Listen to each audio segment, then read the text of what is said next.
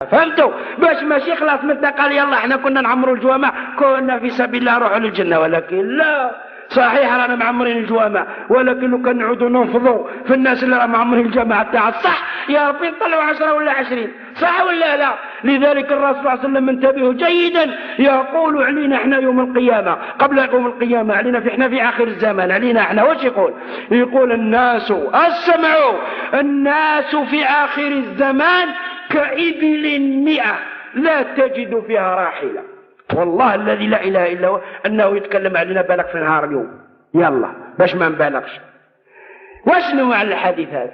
يقول لك الناس في آخر الزمان كإبل 100، يعني بحال زريبة نتاع الجمال. لما الانسان يخسر في الزريبه هذيك يفرح، يقول هذه زريبه صح، هذو جمال صح، لو كان عندي ولا ندبر واحد نركب فوقه باش نسافر. ولكن لما يبحث ما يلقى حتى راحله في الوسط. واش معنى الراحله؟ واش معنى الجمل؟ الجمل هو الذي يصلح لحمل الاثقال، بينما الراحله هي التي تصلح لحمل الاثقال وفي نفس الوقت لاجتياز المسافات الطويله.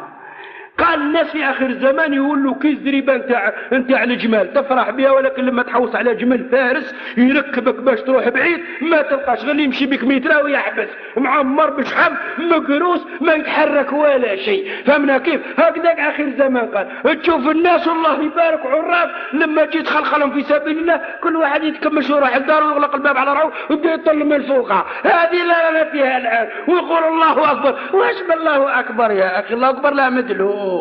هذه الآن اللي انطبقت علينا. فهمنا كيف؟ لو كان احنا رانا مسلمين، انا نعطيكم غير مثال واحد، احنا الان لو كان رانا نقولوا احنا مسلمين ورانا نقولوا صحيح ماشي كيما وصفنا الرسول صلى الله عليه وسلم باللي اخر الزمان يولوا الناس كي الابل 100 التي لا تجد فيها راحله. فهمنا كيف؟ تجد الناس كثيرين ولكن الغله ما كاش. انا نقول لكم في الجزائر خاصه والله الذي لا اله الا هو، لو كنا مسلمين حقيقيين، لو كان احنا مسلمين حقيقيين كل واحد منا يقول انا نشر فلاني ما نشريش كيلو لحم، 15,000 نحطها في الصندوق تاع البلديه. فهمنا كيف؟ ونحطوا الدراهم تاعنا كل شهر كل واحد منا ما يشريش كيلو لحم، وكل مؤمن منا ويديروا صندوق نتاع الاسلام واقفين عليه مؤمنين. ما يدور القطر الجزائري كله الا وجمعنا الملاير، كي نجمعوا الملاير نخدموا بها البلاد، لان البلاد مع الخدمه، البلاد مع المؤمن. احنا نديروا كراع فوق كراع ويجوا الرمل يفرقوا له قدام باب داره يقول لك ما جاوش يخدموا.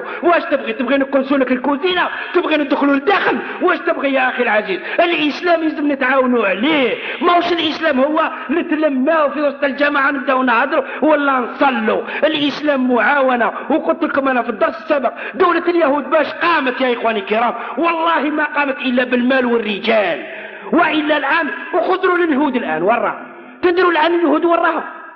لو كانوا نقول لكم وراهم تتعجبوا.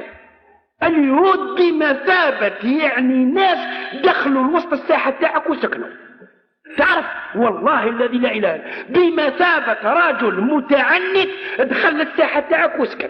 خرجوا انتيا هكذا راه. يلا شوفوا اليهود شكون يدور بهم. الدور بهم منا مصر، يدور من فوق لبنان، يدور منا سوريا، يدور منا الاردن، يدور منا العراق، يدور منا الخارج والسعودية، ساكنين في وسطنا. ورجال قال لك بلادنا ونجسوا، خرجوا من تايا. فهمنا كيف؟ لان دخلوها بالمال ودخلوها بالدراهم وساكنين في الساحه تاعنا وما استطعناش نحركوهم. فهمنا كيف؟ لماذا؟ لان احنا عاطينا غير للسان. اليهود الان نباكم الان اليهود ولك دولتهم عظمى، دولتهم عندهم الفلوس، عندهم 180 قنبله ذريه داخله تحت الارض، مخبيينها 20 متر تحت الارض. فهمنا كيف؟ وخادمين الخدمه اللي ما يعلم بها الا الله. وخبروني ان الناس ثقات عايشين ثم كل عام نلتقي بهم يقول لي اذا كان العماره بناها اليهود فيها 20 طابق يلزم 20 طابق تحت الارض، فيها 4 طوابق يلزم 4 طوابق تحت الارض. فهمنا كيف؟ والمصانع الذريه الضخمه تحت الارض، والمصانع كامل الهامه تحت الارض.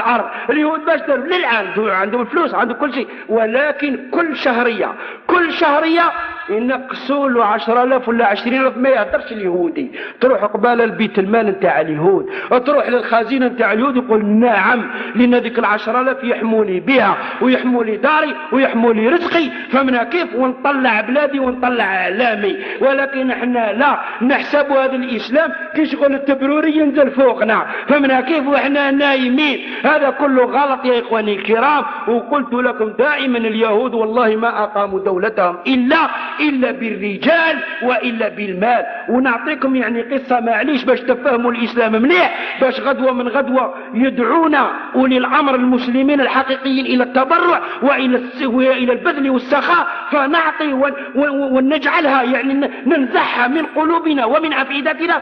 انا اقول لكم قصه قصها لنا عالم من كبار العلماء مات رحمه الله، وهو وقعت فيه هو بنفسه، ألا وهو الدكتور تقي الدين الهلالي. عاش 110 سنوات ودرسنا في المدينة المنورة رحمه الله تبارك وتعالى رحمة واسعة، ورحم الله جميع علماء المسلمين. هذا الراجل عالم فاضل كبير. كان مرة في ندوة من الندوات الإسلامية في بريطانيا، قال هذه قبل سنة بعد سنة 48 بعد ما اليهود داروا دولتهم. معليش خليني نطول عليكم باش تستفادوا، يلا خلينا نأذن وبعدين نكمل. كان في بريطانيا في ندوة علمية إسلامية هناك، قالوا كان معاه واحد مسلم أخوه يعني يتجول به في البلاد هكذا. قال حتى وصلنا إلى مكان بغينا نقطعه، قالوا وقفنا باش نقطعوا الطريق. قالوا إذا جات عجوز شمطاء ترتجف وعندها عكازة وقفت معاهم. قال لما أعطتهم الإذن الإشارة باش يقطعوا، أمسك العجوز هذيك من العصا تاعها وقطعها للناصية الثانية. قالت له شكرا وراحت. فهمنا؟ قال له هذاك اللي معاه صاحبه ثم عايش في بريطانيا، قال له هذه العجوز اللي قطعتها تعرفها شكونها؟ قال له نعرفها. قال له عجوز درت فيها خير، مرأة مهما كان إنسانة، عجوزة كبيرة قطعتها وسلام، ما نعرفها قصتها ولا نعرفها. قال له نعرف اللي ما تعرفهاش، ولكن أنا نبهتك باش نفهمك هذه المرأة شكونها. قال له هذه المرأة هذه صاحبة الملكة فيكتوريا. فهمنا كيف؟ الملكة اللي تحكم في بريطانيا، التي كانت بريطانيا كما قال المؤرخون ممتلكاتها لا تغيب الشمس عنها.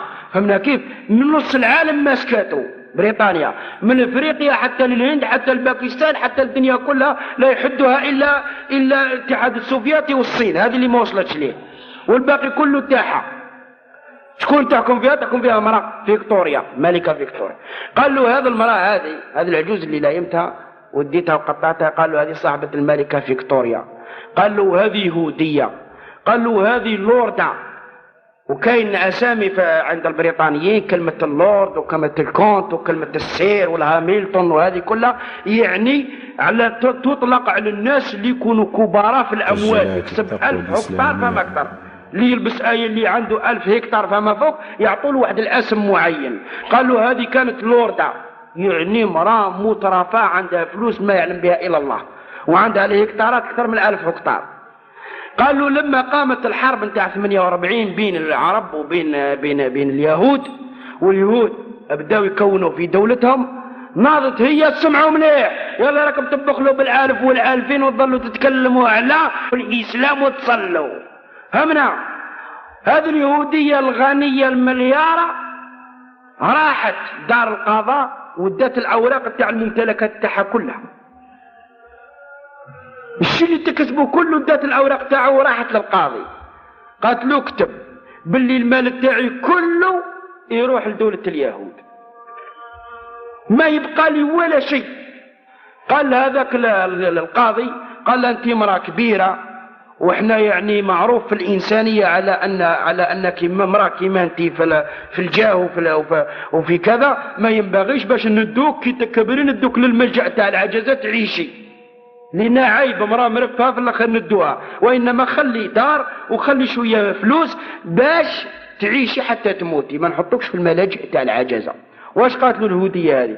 قالت له قلت لك جميع الأموال تاعي يروحوا لليهود، يروحوا للدولة تاعي. قالت له وأنا عندي صحاباتي لو كان نبدا كل نهار ريح عند واحدة ما نكملهمش حتى نموت. قالت له كل نهار نبات عند وحده حتى نموت والمال تاعي ما نخلي والو، ونحت الخواتم تاعها في اخر الامر كل شيء. قالت له كلش نخليه. قالت له اهم حاجه عندي عزيزه عليا هو لما يطلع علم اليهود ونشوف دولتي قامت وانا حيه نموت مرتاحه. فهمنا كيف؟ شكون هذه يهوديه يا اخواني الكرام. شوفوا واش دارت ومرأة، شوفوا واش دارت. وانا نتكلم لكم حاجه شفتها بعيني ما قالها ليش واحد، قريتها في الصحف وحدي. سنه 74 كنت في مصر في الازهر على اساس دراسه هنا، وكانت الحرب تاع 73 مرت عليها سنه، وداروا معرض هناك في مصر على اساس حاربنا ما حاربنا وكله كلام لعب، كله ما عنده حتى اساس. المهم بديت نطلع في الصحف هكذا. هي مصر لما بدأت تحارب معهم ناضوا العرب قالوا مصر نزلوا عليها مصر كذا، لموا الدراهم ما لموا الدراهم، بداوا يلموا شحال لموا حوالي الصحف على ما قالت حوالي 84 مليار عرب كلهم بما فيهم دول الخليج السعودية كلهم. سمعتوا هذه شفتها بعيني ما قالها ليش واحد في الجرائد. الصحيفة واش قالت؟ يهودي من الامريكان اللي هو روكفيلر أكبر أغنياء العالم، الحديد في العالم ويتحكم فيه، الجبال يتحكم فيها، يخرج الحديد ويبيع للناس، هو روكفيلر هو والعائلة تاعو. بدأ يقرأ في الجرايد باللي مصر لموا لها العرب والمسلمين 84 مليار. بدأ يضحك قال ماذا ما كان العرب تلموا كامل ولموا 84 مليار. جبد دار يدو في جيبو، جبد كما تقولوا انتم الكارني تاع الشيكات سنية 84 مليار لليهود. قال يهودي واحد يعدل العرب والمسلمين كلهم. فهمنا كيف؟ هاك هي دولتي 84 مليار واعطاها لها. والله لما قريتها غير بكيت، قلت انا شوف وضع المسلم وعندنا ماشي ما عندناش، ولكن وين راي؟ اولا اتصال مدخوبه انت تعمر منه ويتسيل من تحت كي كسكاس وين تحط ولكن هما الى حطوا يلقاو ما ينجبش يحطوا ويقول اليهودي الفلاني اداها ولا سرقها. يلا راكم تقراو كل يوم الصحيفه تتكلم، واليهود لو كان لقينا نبش غير قد هكذا نكشفوهم وماذا بينا نطولوا بهم. كاش مره سمعتوا باللي وزير اليهودي الفلاني سرق كذا مليار وكذا وفضحوه وشارعوا له، ما سمعناش حتى الان ما سمعناش. صحيح يتهموهم ولكن الحقيقه ما كاين شيء. بينما تعالى كرت العرب وتشوف شحال غير اللي داي بالبوطه تاع ضرب لك واش درنا سيدي ما درناش راح نبنوكم البلاد. فهمنا كيف؟ وهكذا. إذن يا إخواني الكرام باش تشوفوا فهمنا كيف. لذلك يا إخواني الكرام أعطيتكم مثال دولة من الباطل، دولة اليهود دولة باطلة مبنية على الظلم، مبنية على الغدر، مبنية على الخديعة، ولكن لما نوت أن تفعل شيئا قد فعلت. والحق يا إخواني الكرام وقلت لكم دائما حاجة ديروها نصب أعينكم، أن الباطل إلى تلم واتحد يدير حاجة، والحق إلى تفرق ما يدير حتى حاجة. فهمنا ولا ما فهمناش؟ الله تبارك وتعالى يجعلنا وإياكم من أهل الحق إن شاء الله.